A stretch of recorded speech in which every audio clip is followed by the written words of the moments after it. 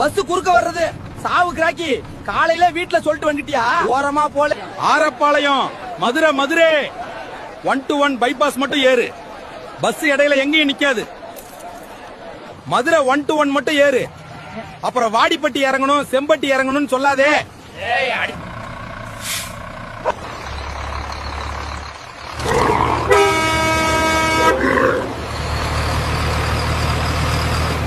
ஏம்பா சிங்கம், நீ என்னதான் காட்டுக்கு ராஜாவா இருந்தாலும் 2 ஆள் உட்கார சீட்ல நீ ஒரு ஆள் உட்காருவியா?